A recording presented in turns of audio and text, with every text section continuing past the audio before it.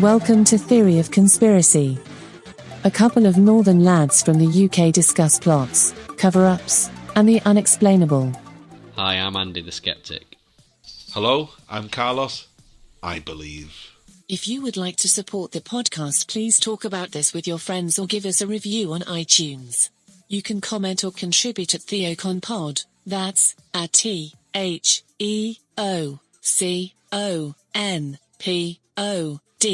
or check the link in the podcast description. Oh, one second, my brother's ringing. Matt? Dude, can I call you later? I'm just recording a podcast.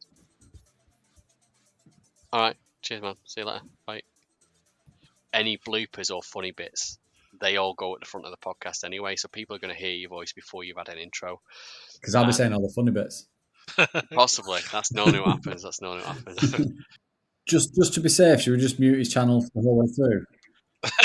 No. No. We find it best if you just leave it on. Just don't try and mute yourself or self edit yourself. No. What Ricky said to me, should we just mute Carlos all the way? That's what he just said. Oh, sorry.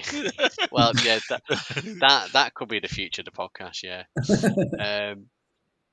I'm staying at your house tonight, Andy, and I've got my Geiger counter. Right. Welcome back. What? He's just trying to speak over me. Straight in the syllable interrupted. Knowledgeable, I'd question that.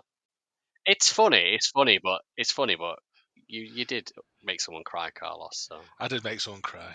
It's usually when I make girls cry, it's usually Saturday night. Leave me alone. Stop following me. Put that knife down. So the rhinoceroses are it's hard to say that, isn't it? Rhinoceroses. Cool. I'm getting, now I'm rethinking all the identifying factors about me. I'm from Rochdale, I'm a United fan, I've got a best friend called Scott, people are putting together who I am. Yeah, you're gonna have Carlos fans literally knocking on your door. All four of them. I got released and then I ran out the house. I literally ran out the house in my pajamas kind of thing. If I find out that Becky Twat killed him. If I was to wake you up in the morning and I started singing a nice lullaby, you'd wake up. So if I started... I love it when you do that, Carlos. Don't forget you can leave us a review on iTunes and we will mention it on the show, or send us an audio message to get your voice on air. You can ask us or say anything you like. Check out the links on our social media for our merch store. Each purchase will contribute 50 pence towards supporting the podcast. Also, subscribing to our YouTube and Twitch channels, or sharing this podcast with friends is very much appreciated. Listen up, this is the main bit. Welcome back, or if it's your first time here, thanks for stopping by. For this podcast, we've got another guest episode to discuss cursed films. Don't forget to check out our Facebook for our Season 2 competition, or to contribute to the podcast. I've actually got a review I want to read out. If you want to leave us a review or send us an audio message, we'll air it on the podcast. So what are you waiting for? Do you want me to send Carlos round with a begging letter?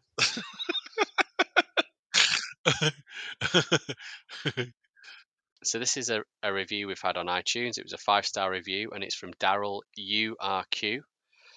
A real hidden gem of a podcast. The guys are funny, relatable, and knowledgeable. Very good. Knowledgeable? I'd question that. But hey. I agree with the rest of it. I like it. You would like it. The knowledgeable obviously doesn't refer to you, Carlos. He's probably that's the bit he's referring to me. Okay, before we jump into the interview, you might have noticed that the regular bi-weekly release of episodes, and if you follow us on Twitch, we haven't been on for a few weeks. This is because life sometimes throws you a curveball, and at the moment I'm juggling a few things, so hopefully we'll get things back to the usual rhythm, and I'll probably give you an update once I'm through the other side of what's been going on, but I'll probably save that for the Twitch guys rather than the podcast. Okay, guest time. So we're recording on the 31st of March 2021, and I'd like to welcome our special guest for this episode. Some people say he's got the royal seal of approval and that he has a tattoo of Alex Ferguson on his inner thigh. All we know is that we've got 3 yes or no questions so our listener can gauge your tinfoil hat rating on a scale of 0 to 10. So here we go. Was 9/11 an inside job? Oh, straight in there. No. Well done. Did we land on the moon? Yes. Do you believe aliens in spaceships have visited the Earth?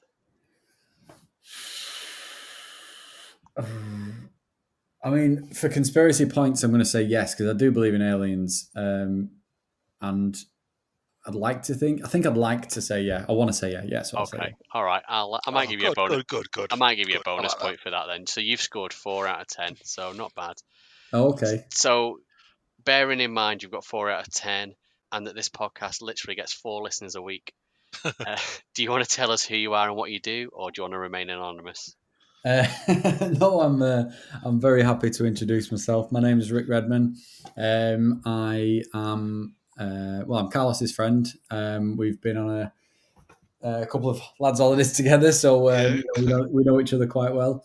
I work in marketing. I'm a marketing professional. I used to be a journalist, which was quite an interesting career. I live in Macclesfield with my wife and baby son, but I'm from Rochdale, so I've only just moved to Macclesfield recently in the last couple of months. And yeah, I suppose that's the crux of who I am. Nice one. I don't think anyone's been that eager or willing to share that much information I'd about them so soon. I like to add a little bit to that because what Ricky said is 100% correct. But there's a bit you missed out. It's like I showed him a tweet between us before we knew who we were. So Oh yeah, we were having a heated debate, and we were being very sarcastic to each other and about football. It was probably daft o'clock in the morning. We were probably drinking, and I think United probably had a difficult match, and I was probably being aggressive, and probably mine and Rick's views were totally polar from United. And I just says, "Is that your Twitter handle?" He goes, and I went back to like 2010 or something like that. He goes, "That's us arguing at daft o'clock in the morning." He goes, "Oh yeah, it is." So I remember that. Were we in Manchester House when we had that conversation, or were we in Coco's? We're probably in Coco's. I think it might We have were been in in Coco. Coco's. I remember you bringing it up. Yeah, Yeah, I forgot all about that. It just says I think we knew each other before we knew each other because we're both passionate footballers or football fans and full of football. But we sometimes we were being very sarcastic. We weren't being derogatory to each other, but we were being very sarcastic to each other on I Twitter. think it was But from the early days. I think it was from the early-ish days of Twitter. Certainly early compared yeah, to now, where people were kind of just getting to grips with that kind of yeah, anonymity. You used to being presenting yourself, and the things that yeah. you say have the consequences In, of in this. my early You're a days, person, I and didn't have a that is now something you've said. I But never had a profile picture or anything. I don't think you had a profile picture, so it was just literally you could be anyone, couldn't you? Because I never used my name Carlos Garcia, so I used like my pseudonym name. So you could say absolutely anything to each other. So yeah, that's how me I and Rick think I was the same. through the social media world. So, Rick, can you tell us something interesting about yourself that maybe only one or a few people might know about you? Yes, I once, and yeah, listen carefully to this because I will say it only once, but I once pleasured a rhinoceros. A real rhinoceros. Yep, I was just gonna let that linger, but I suppose I do need to go into detail, don't Is this Carlos's nickname? I? Carlos the Rhino. That wouldn't be a bad nickname for Carlos, or maybe hippopotamus. Oh Um, dear. yeah, so as I mentioned before, I used to be a journalist, and many years ago now. And when I was a journalist, we had a zoo that was on our patch. So it was a local newspaper that I worked for, and there was a zoo that was nearby. And every time they had a new baby being born, I'd make an excuse to go down there because obviously it's a zoo, it's cool. And over the couple of years I was there, they knew me as the local reporter, so they knew they could rely on me to follow up on a press release and stuff like that. I mean, the boring council meetings and stuff, I maybe wouldn't follow up on them as much as a new, meerkat being born or something. I'd be straight down there if that happened. But so in the end, they started doing one of those red letter days where it was, be a zookeeper for a day, where they charge people. I think it was a few £100, and they get to be shown the ropes of what it takes to be a zookeeper. And what they wanted me to do was go down and do like a video feature. And I think the footage exists somewhere, not of me pleasuring the rhino, but footage exists of me doing this feature for this newspaper. And they took me down and they had me mucking out the elephants, feeding the meerkats, doing loads of cool stuff, feeding chimpanzees. And then they took me into the bit where the rhinoceroses are. So the rhinoceroses it's hard to say that, isn't it? Rhinoceroses are outside, and they've got like a nice area outside, but they also have a bit inside where it's warmer, it's sheltered, and it's this massive building. I was like really surprised how big the building was, but that's where the bull was, who they use for the breeding program. And as I was like there as a journalist, and I was there kind of as a guest, really, I wasn't a paying customer. The zookeeper, the real zookeeper, said to me, "Oh, do you want to see something cool?" That's what he says to all the young boys. Yeah, and I was like, obviously. So she said, "Oh, let me show you how we kind of prepare the rhinoceroses for mating." And I'm looking around, and inside this big building, there's just the one rhinoceros. And she took my hand and she showed me how to. So the panels of armor that they have. Yeah. If you stroke them in between those panels, it's like really, it's really ticklish, and they're sensitive in a certain way. And the panel that is kind of on the hip, so it kind of connects the hip to the hind leg, is the bit that's kind of like, I suppose it's like stroking its inner thigh. She's getting me to do this and run my hand up and down it and up and down it. And she's like, she points underneath the rhinoceros and goes, look what you're doing. So I look down. And all of a sudden this thing's got 5 legs. And one of them is purple and pulsating. And I'm looking at that. And honest to God, I've never seen anything like it. It's big. You'd expect a rhino's willy to be big. I mean, I love it. I like how I'm telling this story, and I said willy. I kind of censored myself from saying cock. And this rhino's willy was bigger than you would imagine. Honest to God, it was thicker than my own thigh. It was nearly as thick as the rhino's own thigh, and it had all these purple veins around it.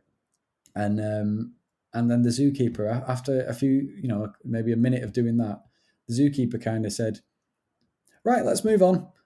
And I'm like, I'm looking at this rhino. I mean, I wasn't going to do anything about it, but I'm looking at this rhino who's kind of like looking at me with doe eyes. And I look back at the zookeeper and I say, "We're just going to leave him like that." Oh, like you're a heartbreaker. You're just a... you know you are. You're a cock tease. That's what you are. Yeah. And, it sounded like love at first sight, though. Yeah. Well, I thought they were going to kind of like let him loose on one of the rhino females or something. cows. Yeah, but they just were like, "All right, let's move on. Let's go and feed some meerkats now." I just felt sorry for the guy. I felt like a tease. For the listeners at home, you can see that video on Zoo Hub, which is being uploaded now. Because it was a rhinoceros. How about Horn Hub? Horn Hub. I worked on a couple of levels. Yeah, that's a great start. That's freaking great. I love stories like that. I know. Yeah. I think we just end the podcast there. End of podcast. I'll say brilliant podcast. Yeah. No, it was an interesting time being a journalist. I got to do all sorts of cool stuff like that, but in the end, I moved into marketing and you got yourself a sensible job. Yeah. So, Curse Films, one of you two can kick this off. I think I'll let Rick start, but I think this one was just because no one's going to ever prove or disprove anything. But it's sort of like it's one of them things where it's all about opinions, and it's all about what you think could have happened, or what you think is absolutely is people manipulated figures, or is something happened which people have sort of took it to the next level. So obviously, I know, Rick, on our private social media apps, we've been talking between the three of us. You brought a couple of films up which you found quite interested. So is there a particular one you want to start with? Yeah, but first of all, I was having some thoughts that were kind of like outside of particular films, and just like you were saying then about how it's about whether things are manipulated or truth has been stretched or anything like that. And I kind of thought there's different types of cursed films, so I think it's important to kind of establish that. So there's cursed films where things have undeniably gone wrong, either during filming or as a consequence of the film, and it is definitely something's gone wrong. So like obviously I can't think of an example of tornado blowing the set down. Yeah, exactly. No. Actually, no. As a consequence of the film. So, for example, and I know this is one that Carlos wants to talk about later. So I'm sorry for kind of mentioning it now. No, sorry, because there's no flip, there's no like set pattern. We'll just go with the flow, mate. Don't worry about it. So, The Conqueror, with John Wayne film, where it was filmed on a nuclear test site, and then a third of the people who involved in the film died of cancer. That's as a consequence of the film. Got you. The Crow, where Brandon Lee was shot by a dummy gun that was not dummied properly, and those are things that actually definitely happened because of the film. Yeah. But then there's things where things have gone wrong, but it's fun to link to them and say that they're more than coincidence. So, Passion of the Christ being struck by lightning, or like a tornado going through the film, something like that. But then there's also ones where, as Carlos mentioned, the urban legends have been maybe they've been embraced and they've been exaggerated, and for the marketing reasons. So I think for everything, we've got to kind of be cynical and ask, did a film benefit from being cursed? Was it some sort of goal of selling more tickets at the box office? But to go to your question of which film I wanted to talk about first, it's more of a novel. So, well, it's a film as well, but I wanted to talk about Don Quixote. So there's a curse around Don Quixote and the kind of the adapting it for film. So those, I'm sure most people are familiar with Don Quixote, but for those who aren't, it's widely regarded as the first modern novel, and it's basically a story about a delusional man who goes off completing quests with his horse and his pal, who's this basically a tramp. I don't know. Are you allowed to say tramp anymore? I don't know. Vagabond. And he gets in fights with windmills and all this sort of stuff. And it's a very, very long book. It doesn't. I've enjoyed what I've read of the book. I've not read it all the way through, but I did once try and sit down with it. But obviously, as you can imagine, it's 500 years old. It's not easy for the modern reader. But many big names and big directors have tried to commit this to film, and they've all been hit by various kind of different unfortunate events. So, for example, Orson Welles spent decades wanting to make the film. He was working on it. It was going to be his kind of his magnum opus. It was something that everyone who wants to do a film about Don Quixote, it's a really big thing for them. It's going to be the film, the main magnum opus. And Orson Welles, he worked on it for years and years and years, and there was things that went wrong and things that delayed filming, and he was still working on it when he died in the 80s. So obviously it never got finished. Walt Disney, he wanted to make an animated version of it in 1929. Again, it took him years to get anywhere with it. It's kind of unspectacular things that went wrong, no tornadoes or kind of nuclear testing sites or anything. But 11 years on, he released Pinocchio, and that bombed at the box office, apparently. Obviously, Pinocchio's a classic. I certainly remember it well from my childhood, but apparently it bombed at the box office, and he wasn't able to kind of fund Don Quixote anymore, so he gave up at the time. And kind of most significantly in modern times, you can tell I'm reading off my notes from because I'm reading all this off. But I love how much how prepared you are for it. I like it. Well, I mean, this is the one when you told me that I had the option to talk about cursed films. This was something that I already liked, and the story behind it. The story behind Terry Gilliam, who is one of my favourite directors, and obviously he's a Monty Python, so that's goes in his favour. But I actually I remember watching a film at university called Lost in La Mancha, and that is actually the film that Terry Gilliam made when he gave up on making Don Quixote because it was just so cursed. I think one of the actors died. I think the main actor who was playing Don Quixote became ill. He may have died. I don't know. I haven't. I can't confirm that. But because I may not have been completely sober when I watched the film, but I remember being really interested. And I think it was hit by floods. And one of the things they realized when they kind of committed to filming and filming in the area that they kind of booked or paid to stay in, it was under a flight path in Spain, like quite a busy flight path. So they had to kind of stop filming for that because there were no planes in 1606, so it wasn't historically accurate. And when researching this and going back and kind of looking at the things that Terry Gilliam did and the things that went wrong for him, I found out that he actually managed to finally make the film in 2018. I didn't know that. I'll have to watch it, but it's basically the first big successful time that Don Quixote has been committed to film and converted into a film, because it's just been, people say it's been cursed because for whatever reason it's proved impossible for some quite big names to even get a film made of it. All right, cool. That's a great start because I've heard of all those. I did Yeah. media studies at college, so I knew who Orson Welles was. I had to do one of my exams was on probably his most famous film, Rosebud. Never. Citizen Kane.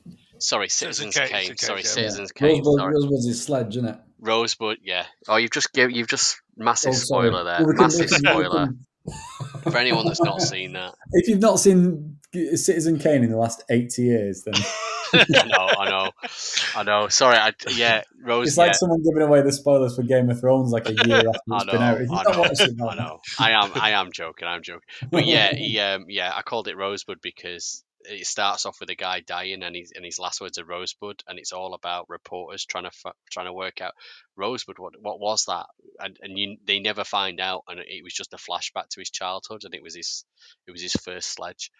Um, Called Rosebud. But anyway, Citizen Kane, you're absolutely right, that's what it's called. But yeah, never mentioned. We'd looked at a load of films and a load of film noir stuff because that was like the genre he was doing back then. Never mentioned Don Quixote, probably because it was never a final film that came out, so it just wasn't covered. But I didn't know about Disney either, and I knew about Terry Gilliam. I only found out about Orson Welles and Disney, Disney because I knew the Terry Gilliam stuff, and I right? was doing research. I didn't know about that either. I No, only researching for this they're podcast. big names. You think they would have got it done? You think they would have got it done? You can understand, as we maybe talk about some of the other films that struggle to get off the ground. They don't have big names and big money behind them, but yeah, it's So, what interesting. do you think there's something behind it? Because obviously, I know clearly you got obviously some of the names you mentioned, some of the biggest people. I think Walt Disney is the one nobody's won more Oscar academies than Walt Disney. So these are some of the biggest names in not just film history but world history. So do you think there is something behind it there? When I say a curse, I don't mean somebody's throwing chicken bones around the stage.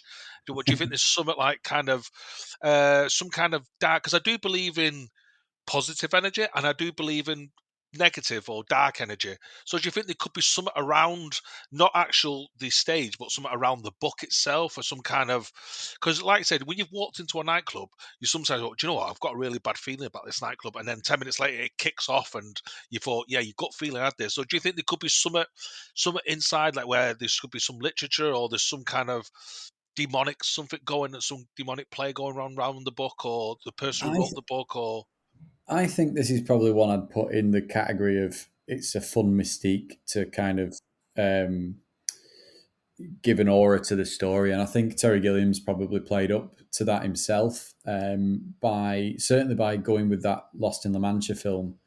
By releasing that film, which was a fun documentary to watch. I think it was Johnny Depp that he had playing Don Quixote at the time.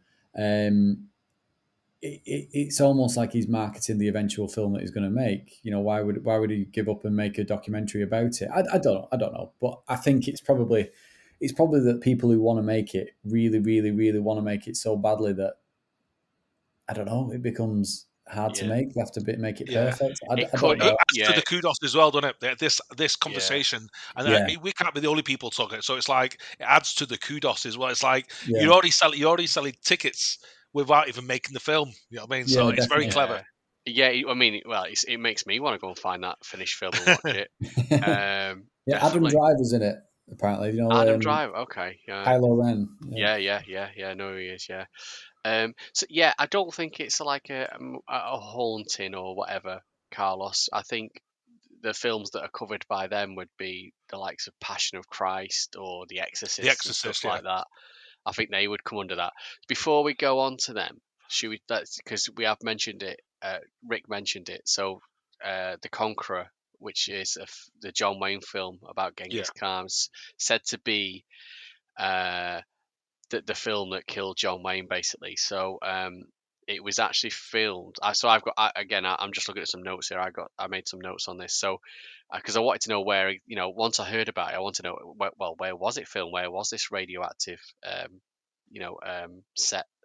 So it was filmed in the canyons and dunes around St. George, which is like a little remote town in Utah. There's even a press shot of John Wayne.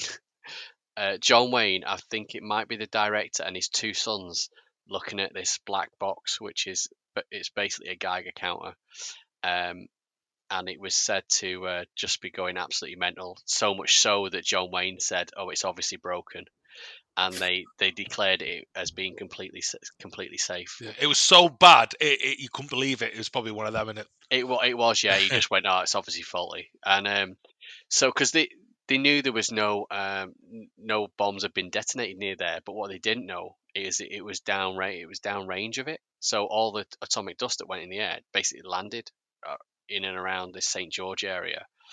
But actually, the United States apparently basically denied it as well. So that didn't help it, because if they did say, oh yeah, there's areas of the US that are poisoned like this, people would stay away, but apparently they denied it for years. In 1980, it's reported that of the 220 cast and crew, 91 had contracted cancer and 46 of them had died. So that's like a quarter of them have died, and almost half of them have had cancer and some. So it got John Wayne, it got the leading lady, it got another main figure. John Wayne's two sons had cancer but have recovered from it. That number's even bigger when you take into account that life expectancy and people. They used to say 1 in 3 people are affected by cancer. They now kind of say 1 in 2. Yeah. And mainly it's because you get cancer the older you are, and the more people who are living over, say, 80 and things like that. So you would imagine that going back to the 50s and 60s. And plus, back then people smoked more back then as well. Yeah. So, well, what I'm saying is that is a higher number than you would kind of think of it today, if that makes sense, because those 92 people might be 90 years old. Yeah. Do you know what I mean? People used to die before they got to have cancer. Do you know what I mean? Like when they were dying, when they died younger. Yeah, no, that's true. Yeah, it's the older you live, the more chance you ever getting something. But yeah, it's a bit like filming near Chernobyl, won't it? Now it'd be like in, I think, Chernobyl. Correct me if I'm wrong, guys, but is it Chernobyl? It's unlivable for the next 20,000 years, or it's going to be either 2,000 or 20,000 years. I can't remember the half-life, but I'll give it 20,000 just to be on the safe side. Yeah, and I think so. But in 20,000 years, if we've lost records and people start filming somewhere near that area, people are going to obviously be catching. Being radioactive and catching all sorts of, well, not diseases, but it'll be like some kind of cancer. So I think with that one, The Conqueror, that was because I think it was your brother who brought it to our attention, didn't it? And I think it was your brother who brought that. It was Jonesy. My Oh, brother-in-law, Joneses, yeah. sorry, Joneses, your brother-in-law. Yeah, and I looked into it and I thought, wow, well, this is probably not so much curse. This is either, dare I say, stupidity. That's more like not doing your research and not looking into where you're actually, because obviously these apartments. Well, obviously we all know we're all from Manchester, but all these apartments are getting thrown up all over the place in Manchester.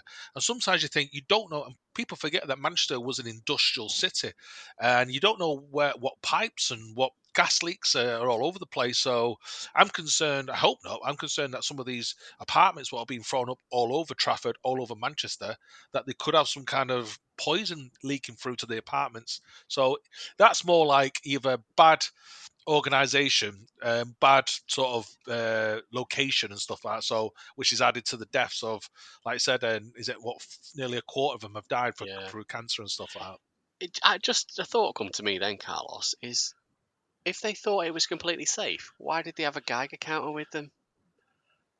that. Because it's Good not something question. you carry around, is it? No, not good. Unless you are going to That just makes sense. Chernobyl. I'm staying at your house tonight, Andy, and I've got my Geiger counter. You think it's like you think why? Well, because I know there was a nuclear leak here 20,000 years ago. It's like, And well, it goes fucking, and then you turn it on and it goes fucking mental, but yeah, you still fucking blow up bed up. Yeah, yeah, but yeah, that's actually, think about it. That's so we'll put this down to, yes, it's an event and it's true, but you put it, dare I say, because people's lost their lives, you put it down to stupidity, wouldn't you? yeah, Because there should have been better research. And like you said, if you've got a gag counter, clearly there's some kind of there's something you're not happy with, or you need to.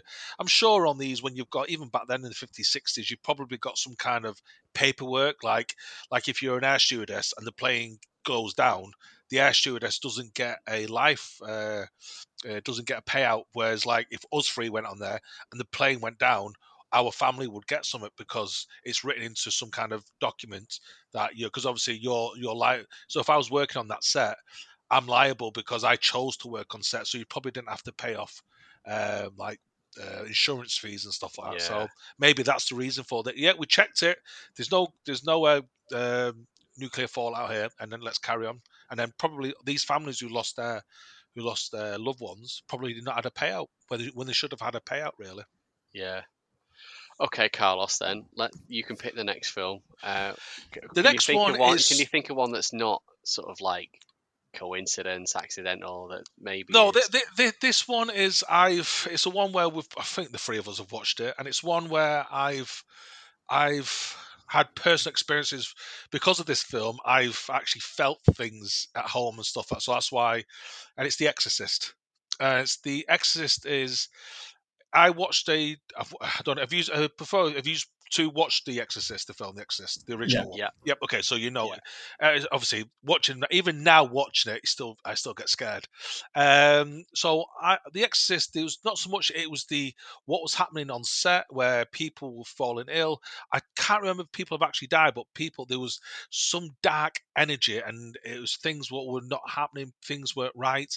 Um, Even so, the director, which is completely slipped my mind, the director of the Exorcist film, did a documentary revisiting himself, how he actually put the idea together, who he got involved, which priest he approached, X, William Y, Z. Friedkin Was that or sorry? William Friedkin or William Was it? Friedkin. Sorry, I pronounced. No, Can you no, edit that's out the fine. one where I've pronounced his name wrong?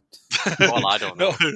no, it's just no. Yeah, you're right. That's the one. And he talked about. He says his first thing, and talk about the irony. The first thing he said on his interview, he says, "We shouldn't even be talking about this." He says, and the guy goes, "You shouldn't be talking about this because you do not know who's listening." The director was saying that even by talking about it, you will bring dark energies. We're talking about Satan himself here, and it's like, and even now watching watching the documentary, within the first 10 minutes, I'm like, do I really want to keep watching this? I was shitting myself because he says we shouldn't even be talking about it. He started interviewing people who exorcisms and priests and some of the stuff, and it wasn't all this like the pea soup and head spinning. These were like, and I thought, shit, I was scaring myself. I actually stopped watching it at night time, started watching it in the daytime, and that's how scared it was.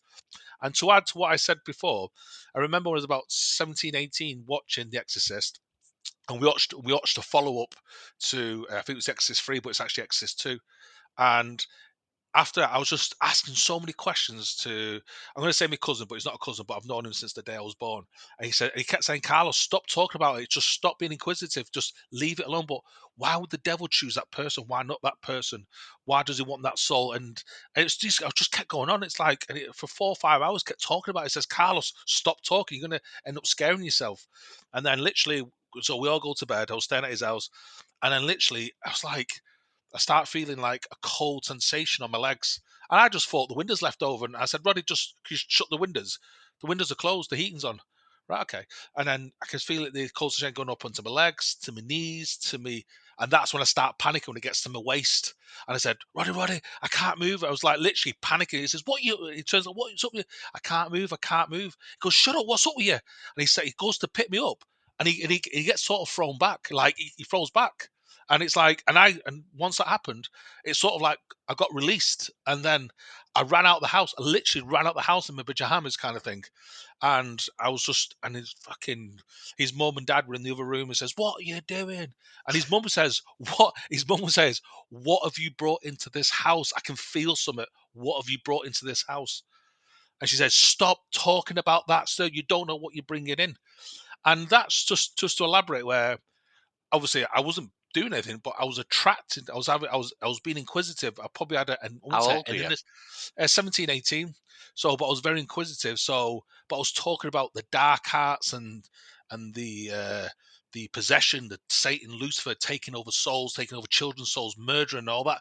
So it's clearly dark talk, because obviously, and we started and we watched Exorcist 3 after it, which is the Exorcist 2 really, and I just thought, wow, that's when I started realizing, there's, to give an example, that sometimes you're talking about things, and if you're talking about positive, you usually attract positive people, but if you're talking about negative, you usually attract negative people.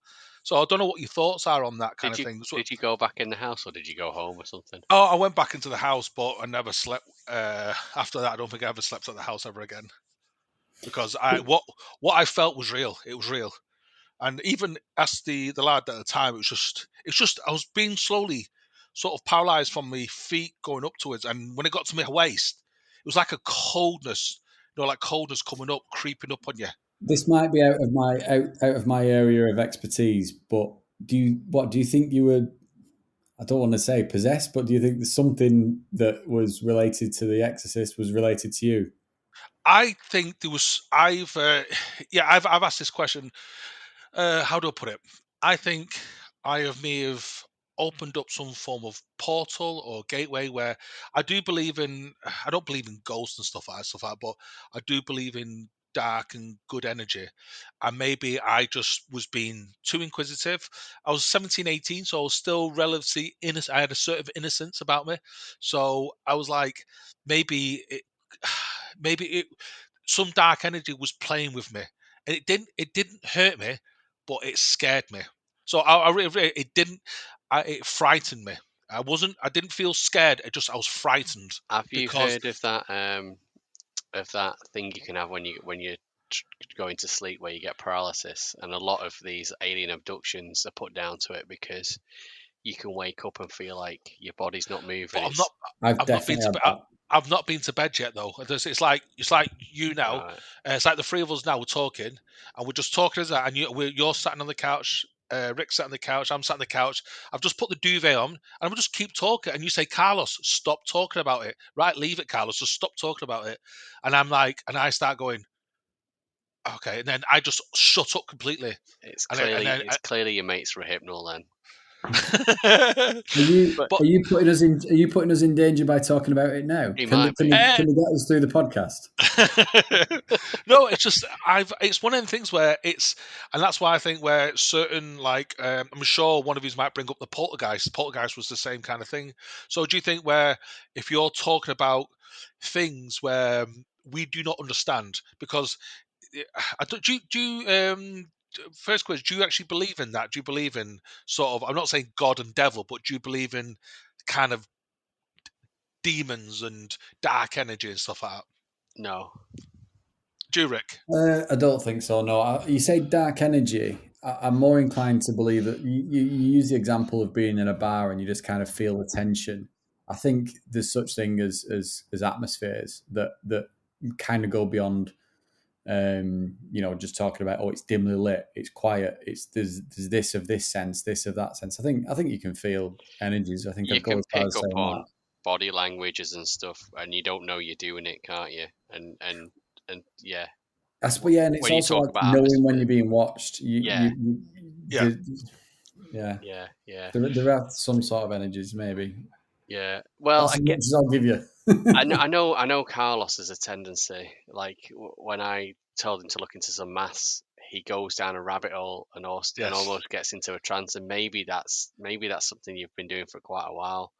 Yeah, But I could have done. I could have opened up some kind of portal, and yeah, I do. I do have the ability to go down rabbit holes and take it to the next level, and I yeah, can because I can really because what I can really focus in on something really, and the problem is I would say some form of hypnosis, but I go so deep into it and it becomes some trance state, and I jump into it. So yeah, that's a good way. I could have done that with that. And remember, it wasn't like a 5 minute conversation. It's like 5, 6 hours later to the point yeah. where because at the time was saying, Carlos, stop talking about it because I think I was scaring, I was freaking him about it Yeah, because well, you probably were. I mean, I've been, I've been on, they had the massive wheel in the middle of Manchester, and oh yeah, normally I'm quite fine with that, but I'm on it with me gran and my brother who does not like heights at all, and because they were so nervous, made me nervous because I'm in a carriage with nervous people. yeah. So I understand that. So Yeah. you probably were making your cousin nervous, but and you're probably were going. So what about do you know anything about why people say it's a cursed film?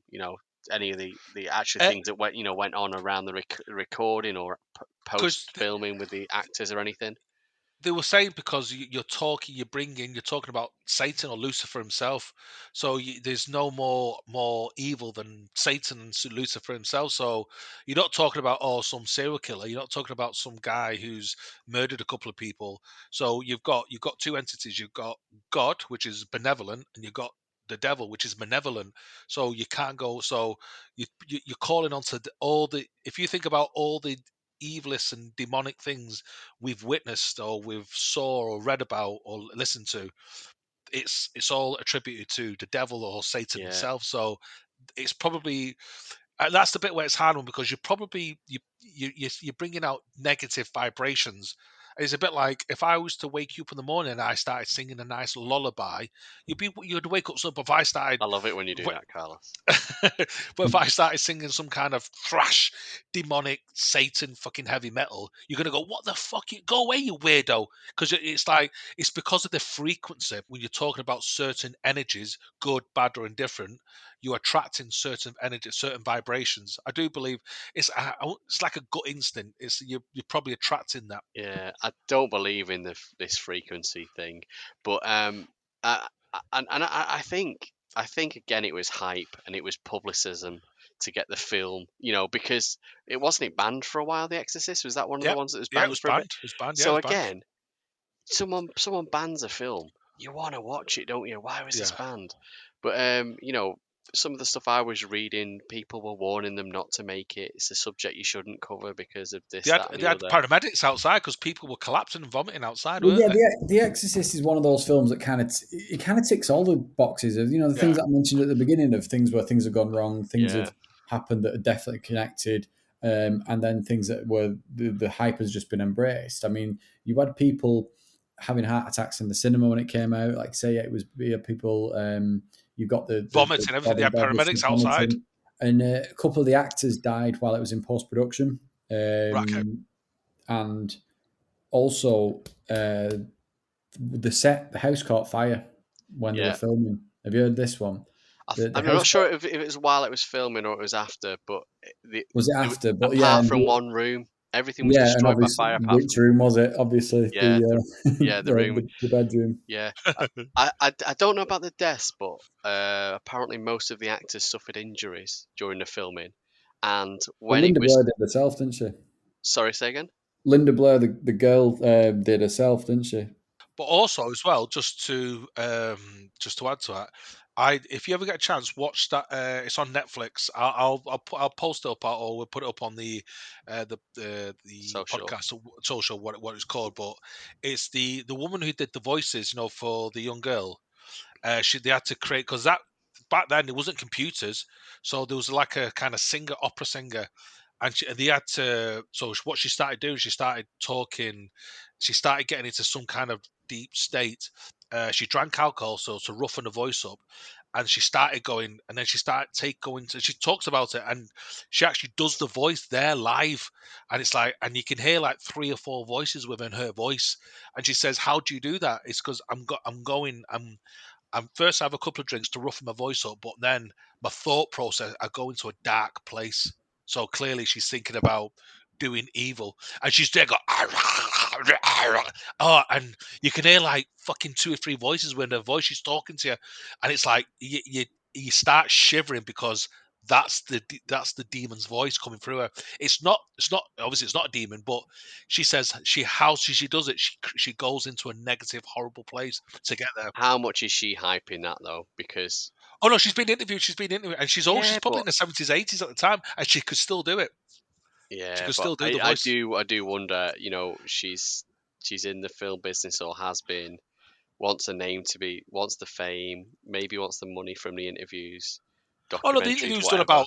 about 10, 15 years ago, or something. But it's Yeah, like it might be. But what I'm saying is, but it just shows that people is have to she go to dark is places. she not hyping that up, or is she just you hear about these method actors all the time that Yeah. live the life for 4 weeks and as a tramp because they're playing a tramp in a film and stuff like that. They go and live on the street for 4. Yeah, it's crazy anyway. So cool. Okay, Exorcist, done and dusted. Do you want to throw another one in, Rick? Yeah, I mean, I know we're probably going to talk about more horror films, but I just wanted to bring up one that I didn't know about until I started researching. Have you guys heard of a film called Atuk? Spelled ATUK. Yes, only today. Only Yeah. today I read that one. No, no, I've not So come across that one. it's yeah, it's a film. Again, it's based on a novel. This novel's about an Eskimo living in New York. I actually not too familiar with the story. I don't think the story matters too much. I'm not sure if that's a comedy. I'd like to think that an Eskimo in New York is a comedy because in my mind, I think it was like, supposed to be in my mind, it's like yeah, Elf.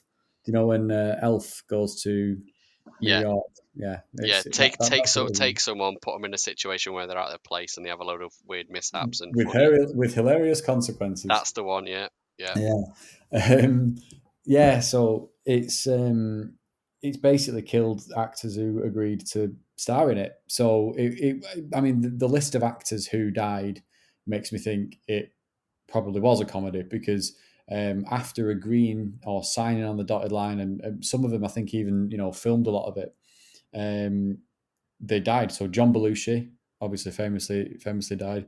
Sam Kinison, John Candy, although with the greatest respect to Mr. Candy, probably wasn't the film that killed him. And Chris Farley, the guy who was originally he actually filmed 90% of Shrek as well at the time yeah. of dying. But yeah, all those guys, and I think there might have been more, but there's at least those four that Yeah, those 4 when I saw them, I thought the same as you. They were all of a certain build, weren't they? yeah, And and it's not especially like that we can blame the film, but I mean, 4 people agreeing to take a role and then dying before they yeah. could do it. That So that that's it's a one of them. nice. It's like coincidences do happen, but there's too many coincidences there, isn't there? Yeah, it's a lot. Well, I know John Belushi, James Belushi. Did you say John Belushi or James Belushi? Did you say John. John Belushi? If I remember him, he was a bit of a party boy as well, wasn't he? Yeah.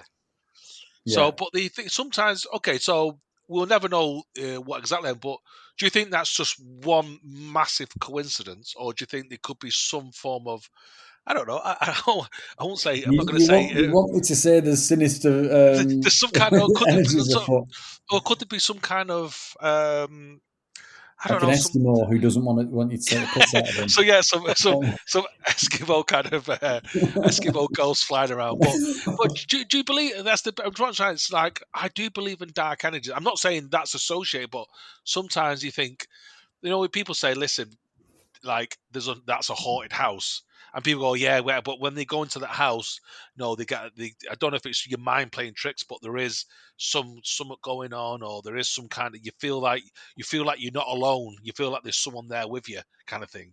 So do you think it could be not so much the place, but associated with that story or the person behind or involved in that film or documentary? There's something surrounding him. Do you think? I tell you what, Carlos, I'll put it this way. I don't know if I believe there's anything to do with dark energy being afoot here, but if I was a comic actor and I got offered that role, I'd turn it down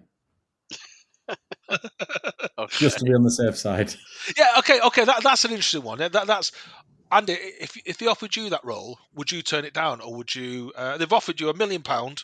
Fuck me, this is the Right? Have they offered me, Rick, the non-actor, just the guy who wanks off rhinos? Have they offered me £1 million, or have they offered me the established actor who could get another acting job for maybe Oh no, years? you as you are now. All right. Well, yeah, I probably would do it. Okay. Yeah. Because I'd love £1 million, but if I was an actor that could command that sort of money for film, I'd probably go, best not. Yeah. Okay. Yeah. I'd probably say the same as Rick. Yeah, but it's amazing how even though you two don't believe it, but there's something holding you back. It's just Yeah. weird because that's the bit Well, where it's not holding you. It's because not you're holding. rational, because you're both very intelligent guys. You've both got rational, scientific, and mathematical minds. But there's something just saying, just are you sure? Are you sure? It's Because if you It's not holding you back. But if you were an actor, like you said, like Rick said, if your normal film would net you £1 million, then why do something that is struggling to get off the ground and just do something else instead? On the flip side of that, though, it'd be good to be the guy who finally got it over the line. yeah, true. Yeah. Can I just ask something about this film? I know I brought it up and I know I introduced it, and I'm assuming Atuk is the name of the actual Eskimo who's in New Yeah. York. All these actors, were they meant to be playing an Eskimo? Because I can't picture any of them as No, an Eskimo. a part of it. So they renamed it. I can't. Atuk. It was called Atuk something. The book, and it was about an Eskimo, but they were going to change it to be a Jewish person that was from Alaska, moving Are you going to ask it? I'll to go, well done. moving to New York Is instead. that from John? Is John Belushi Jewish? I I'm going to say don't yeah. know. Don't know. Belushi They sounds all look Jewish. quite. They all look quite similar. There's definitely a couple of them that were, but that's just what I read. That's just what I read today. Do you know what got me onto cursed films? Was I heard that Harry Potter was a cursed film. Now, if you try and Google Harry Potter cursed or cursed films, you're never going to find any information on it, and I'll tell you why. Is because there's a new book come out called Harry Potter and the Curse of something or other, and that's Cursed Child, yeah. Cursed Child, and that's all that comes up. So I did manage to find something though. What? How many films did they do? Was it 7, 8? Was one 8, split I into think. 2? Was it 8? Yeah. So over 20 actors have died.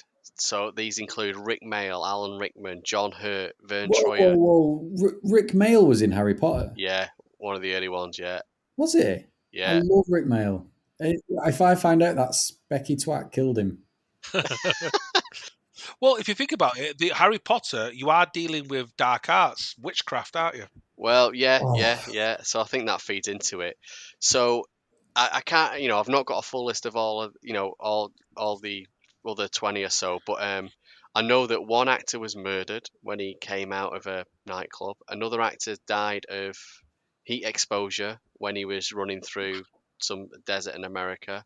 And you start to think, and then you go, hold on, but all these others, Rick Mayall, Alan Rickman, John, they were all getting on a bit. So Yeah. the rest of them were like over 70 years old. Most of them in the late 80s and 90s. One woman was age 100. Shock horror. Woman of 100 years old dies. It's, yeah, Yeah, so that one you just put down to, yeah. like you mentioned before, the previous film. That it's probably I know, yeah, some of them should have been dead a long time I ago. But know. yeah, someone And dies at 100 years old. also how many actors within those films. Yeah, there was a Thousands. lot. Hundreds and But then again, a hundreds lot of of actors, kids. man. So, So you know, loads of and averages. cast You're and going to crew. have people who's loads of Yeah. averages. Yeah. Especially when you've got like you know, they're all in the coronavirus risk age. I'm not saying Yeah. coronavirus took them Well, out, Pete but you know what I mean. They're all Postlewaite, over. You know, Gambler, a lot of them are over 70s playing old teachers and whatnot. So yeah, although Maggie Smith's still kicking about, isn't she? yeah. She was the one who like probably looked older than the rest. Yeah, because the original Dumbledore was one of them, wasn't he? Michael Gambon, yeah. Oh But no, did Michael Gambon? Is Was it he the one that Harris? died, or did he the one do from is episode 2? he still alive, Michael Gambon? I don't know. Richard Harris, it was. Sorry, yeah, Richard Harris, yeah. So Michael Gambon took over, didn't he? So yeah, that's cool. You can help support the podcast or keep in touch with the boys by following them on Twitch and subscribing on YouTube. Please check the link in the show notes when you get a moment. twitch.tv/TheoConPod. But yeah, that's what got me onto the subject. I was like, oh, Harry Potter's supposed to be a cursed film. That's what got me looking. I suppose there are quite a lot of deaths there. Yeah, because if you look at mathematically, they've probably got 2,000 or 3,000 people with makeup artists and delivery people, and so there's going to be a lot of the laws of averages are going to be a percentage of the people who are probably in the 50s and 60s. And I think Harry Potter's been going on for the last 15 years, correct me if I'm wrong, Yeah, something like last yeah, 10, 15 years. So yeah. a lot of them would have been in the 50s, 60s, getting into the 70s, 80s. So yeah, they would have passed away. But You've just reminded me. You've just reminded me of a bit that I think it's Louis C.K. does, and have you heard, you know Louis C.K. the comedian? yes, And I think it's actually in like one of his intros to one of his shows where he says, I think he says, oh, he does 3,000 people here tonight, and he says he just kind of takes that in for a second, and then he just starts going on about how in a couple of months there's a statistical chance someone's going to die. Someone in this room will be dead in a couple of months. It's just Oh my the God. way he says it much funnier than that. Obviously, I've just said it really depressingly, but you just reminded me of that piece. You might want to but because it's like the average is you're more likely to when you go to work in the morning. That there's somebody who's gonna obviously the roads shouldn't be as busy, but the laws of averages somebody's gonna die that morning on a car crash, isn't there? So Yeah.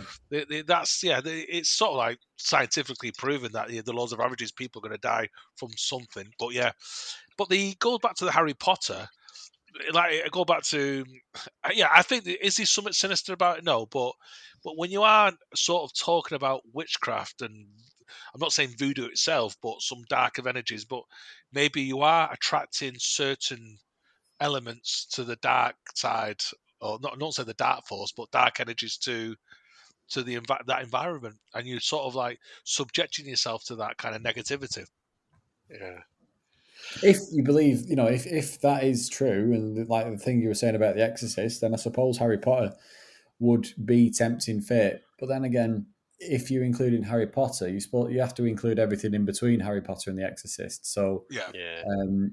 anything like the Avengers, they're dealing with like magic stuff, aren't they? I mean, I don't Yeah, know, that's watch true. them, but That's true. that would be blasphemy, wouldn't it? No, it's true. I'm sure X-Men, there's probably X-Men, or anything sort of like anything which is Supernatural.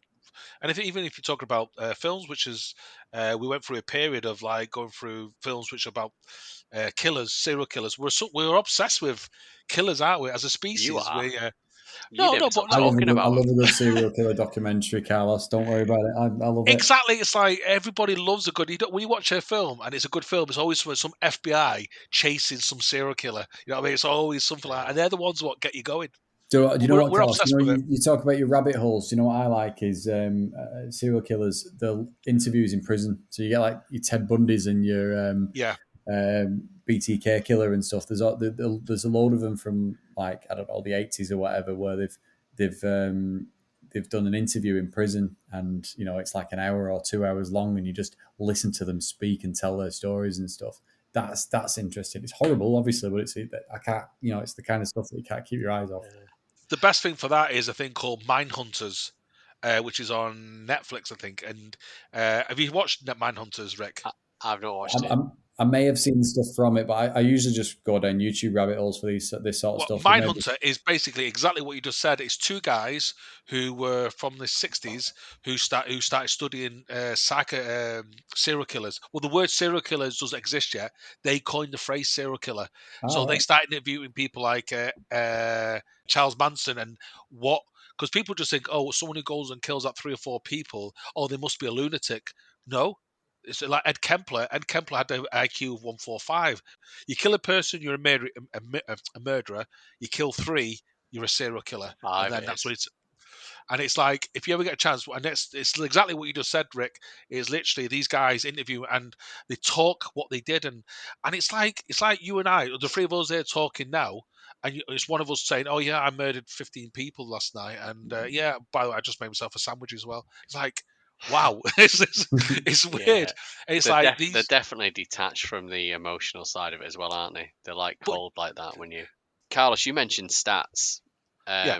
With just a numbers game. So is a numbers game for you. So do you know how many people you have to have in a room to get a 50-50 chance of sharing a birthday with someone? So there's 365 days a year. We could have 366 if it's a leap year. So I won't jump in here because I know the answer. all right. Or So roughly, I remember the answer. let's just go with 365, a normal year, yeah. Carlos. How many people do you have to have in the same room to get a 50-50 chance of 2 of those people sharing the same birthday? Oh, there's 12 months. The same day. You mean the same The day? same day, yeah. So Um, 1st of January, for okay. example. Okay. I'm gonna say I was going right down the middle. So what's that? 186 or something. Well, so what's half? So you're saying half of 365? That's Yeah. exactly what you would think that you're supposed Yeah. to think, isn't it? Yeah. In terms of stats, you would think, yeah, I need half the people here. That gives me a 50-50. Yeah. So, Rick, go on. You know the answer. Go on. Well, I might be wrong, but it's about 20, isn't it? 23. 23. Yeah. Do you know how many people you have to have in a room to get a 99.9% chance of sharing the same birthday as someone? So 100% is 23. You said. No, 50% chance is 23. So let's get close to 100. So I'm gonna say, don't know, double it then. 46. Not quite. 75. So it's got it. There's a bell curve on it. But 75, you think 75 people out of 365, that's still quite, it's like a third. I suppose the way a simple kind of explain it like I'm 5 way of looking at it would be that you line these people up, you ask them the first one what their birthday is, right, 1st of January. You ask the next one, that's then a new date that you're looking to match up. And then the third one, if it's wrong, if it's still a different date, if it's a Yeah, different date, yeah, you're yeah, not yeah. looking for everyone to match the 1st of January. No, that's Once you true. ask the second person and they've got a different date, you're then looking for a match to 2 and then 3 and then 4. And before you know it, you've got 30 dates, 30 people left or whatever. Yeah. And the chances are built up. It's a statistical. So yeah, the 23rd person has got 22 other dates to match to, hasn't he? Yeah. When he sticks his hand up and he goes, If oh he's yeah, not, if the date hasn't already been matched. yeah, exactly, Do yeah. you know what, Can't have it. that's a great start. I didn't know that. If I you love start to that. think about, if you start to think about it, it becomes really, really unlikely, or you would think it would be really, really unlikely for everyone to have a separate birthday. Yeah. A couple of films I've had on my list then is 2003 Passion of Christ, 1982 Poltergeist. That really scared me. My auntie let me watch it when I was far too young. And 1994 The Crow, possibly the most famous curse one because obviously it was Brandon Lee, which is Bruce Lee's son. And again, Rick mentioned it earlier, like a gun, a prop gun with blanks in it. Didn't misfire, but there was something left in the barrel from one of the previous blanks, and that the force shot out and got him. And do you know what else was? I think it was something like the firearms expert that they had to have on set. That was like the one day he wasn't there because Oh, was it? he would have checked it. Yes, yeah, possibly. So in my sum up of that one, so we'll do that one and then go back over the others. So the film was absolutely hampered by setbacks and accidents. That was the one with the tornado that destroyed the set a couple of times. Another time, a guy accidentally drove his car into the workshop, which was right next to the set, and destroyed a load of stuff. Rather than it be this demon that Bruce Lee's wife reckons. I think she was talking about it in another documentary when she was talking about Bruce and Brandon about some sort of demon which came out, I think, just after The Crow. Literally, because it was hampered by setbacks, it was low budget, it was behind schedule, and they were just cutting corners. Stuff like firing guns on days they shouldn't have been firing guns because the firearms guy wasn't on set. Yeah, cut corners. You're playing with lives, But aren't you? also the guy you just mentioned, the guy who's the sort of gun expert, the one day of the year or the one day he's not on set, it goes wrong. So But obviously it's coincidences more do likely happen. to go wrong if he's not on there. If you've not got the Yeah. expert around, it's You don't know if like somebody's not cleaned it properly or put the bullet in properly or X, yeah, Y, Z. Well, that was it. I think it had a live round in it. It was a gun that had been adjusted to be, like not a gun that should be able to fire proper rounds, and then it had something like that. It was on the article I saw. It was a bit from the previous gun. So when you hit the shell and it's empty, it's got no projectile on the front. It's just the black powder going bang, and it's but it's still shooting a force out the front. It's just not projecting a blob of lead in front of it. I've got a little bit of experience with guns. You do have to clean your barrels and stuff because stuff can get stuck in there. Yeah. They just probably didn't know because the gun expert wasn't there. They just thought, oh, we can put blanks in it and just shoot it as often as we want. We don't have to do anything about it, and not checking like you say, the barrel before they put another round in for another take. And if you did look down there, they would have seen this shard of metal, and it basically just flew out, hit him in the stomach, and it was fatal, unfortunately. A poltergeist, obviously, the most famous one is the little girl died. Yeah. I saw something today when I was reading up on that. Apparently, they have a Super Bowl poster in the bedroom for 1988. Yeah, it was filmed in 1992. Sometimes they'll put posters up to put films into a different date. They weren't trying to put it way in the future or anything. I just think they were trying to stop it dating or something as much.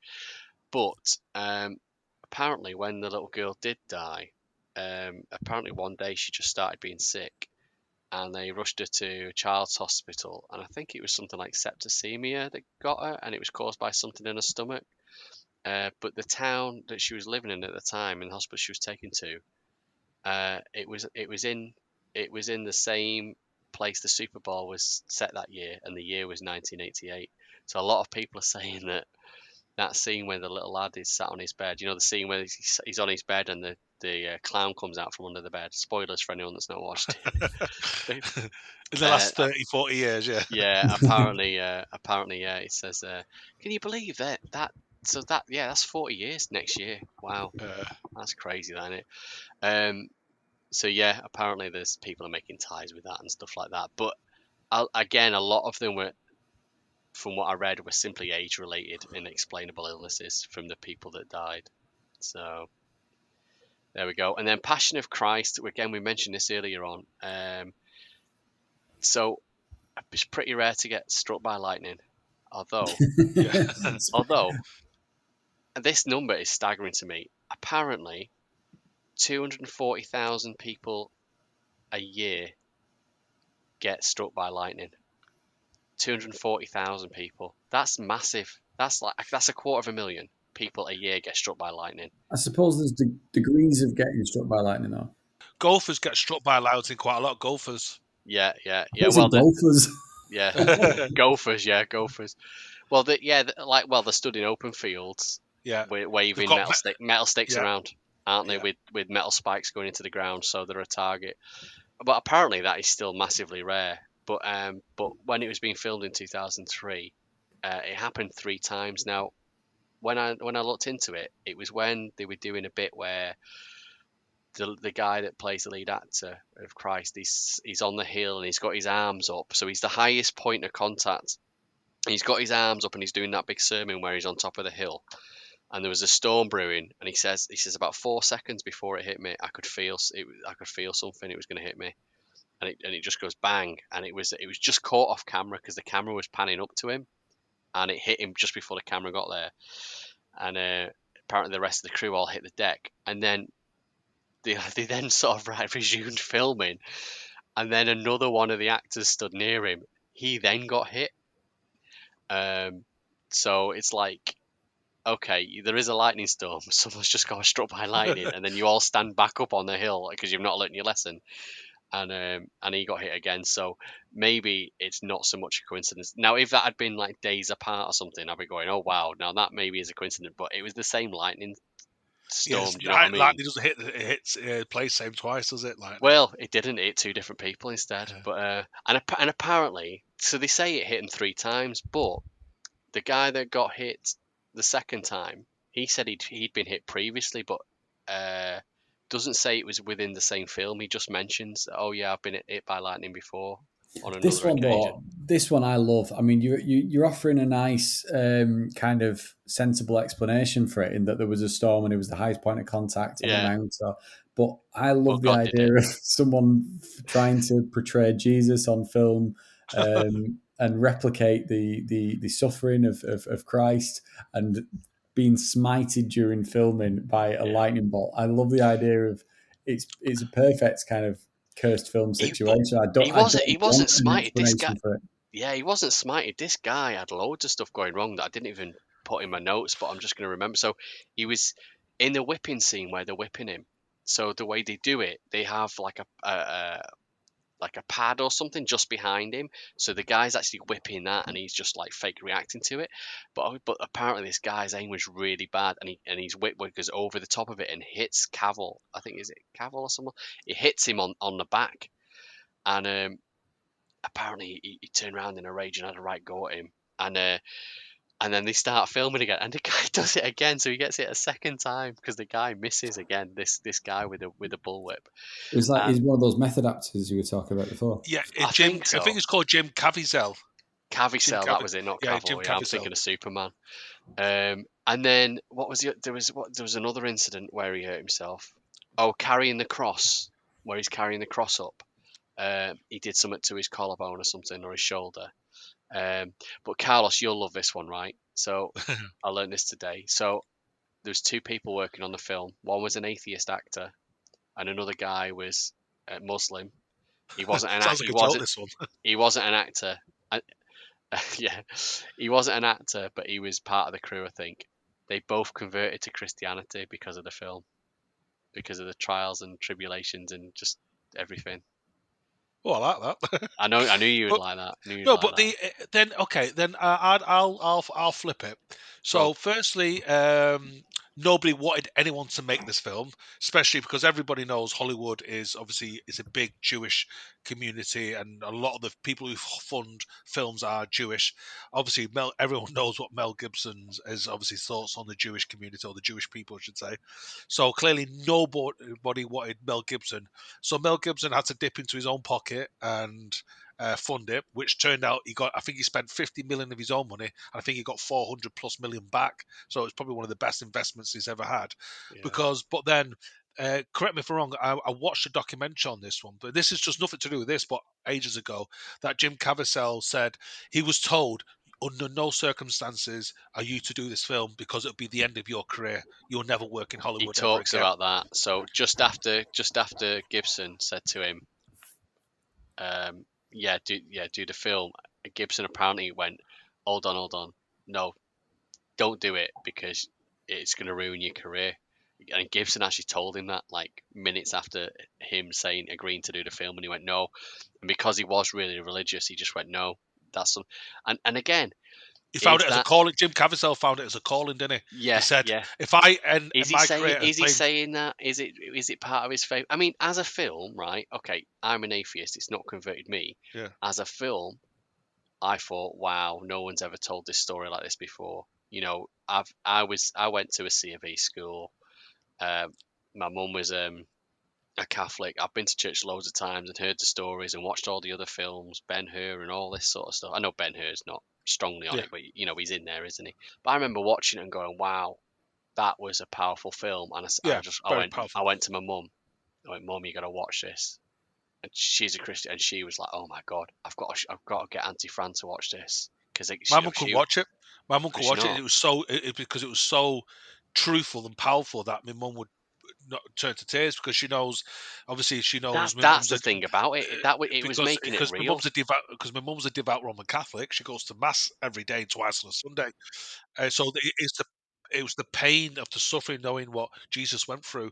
Well, I love the idea of a cursed film, and I love the urban legend around them, and I love talking about it because like I've really enjoyed it. And I wish I could carry on talking about this for longer, but I've got a 12-week-old baby upstairs, so I've got to shoot. But I love the mystique around it, and I think for something to be genuinely cursed, what does that mean? Does it mean that there are foul energies at play? There are something religious entities at play. I don't know, but I don't know if I want to know. I think talking about it and debating about it, you still get those chills down the back of your spine thinking about something going wrong with the film because it's destined to go wrong or it's destined to kill someone or for a curse to kind of happen. I think I love the whole story around it, but the religious stuff, I don't know. I mean, I'm an atheist myself. I mean, I don't know. I don't want to disappoint Carlos, to be honest. But Don't worry, because you both can repent soon. Don't worry. Oh no! well, I'm planning to do that on my deathbed, but I don't know if that still counts. I tell you what, Rick. After lockdown, we'll have to get together and we'll have to watch like the Poltergeist or You know Passion what? of There's Christ. a couple of films that I've not seen, and Poltergeist is one of them. I've not actually seen it, so And I'd I've be given more you than up for that. spoilers, Carlos. Whatever we watch, you're not sitting around talking about it afterwards. You're going to go. Right. Rick, me and Carlos would like to thank you for coming on the podcast. Is there anything you want to plug so our listener can find out more about you? Yeah, do you know what? I'm going to share my Instagram because I do a bit of art on the side, and I am in the coming months starting my own kind of series of artworks. It'll make sense. I don't know, maybe by the time this is out or in a few weeks. But my Instagram handle is Viva Redman, so VIVAREDMAN. Excellent. And it's basically I've started a graffiti wall in my garage, and I'm starting to release videos of it. And I don't know. You might want to see it, you might not, but that's who I am. Viva Redman on Instagram. Excellent, nice one. I think I checked that out when Carlos mentioned you as well. So yeah, listeners definitely need to go and check that out. And that's where, see if you can find the image where I got the royal seal of approval from. Yeah, because that's another art thing. With this series of videos that I'm going to do about my art stuff, I am going to do one where I talk about art that I've already done. So the seal of approval thing will make sense. Nice one. We'll leave that there for the listeners to go and check out. So hope you've enjoyed the podcast. Thanks for listening, and see you next time. Thank you very much, Andy, and thank you very much, Carlos. It's been a pleasure. I've had a lot of fun, and I appreciate you asking me on. Cheers.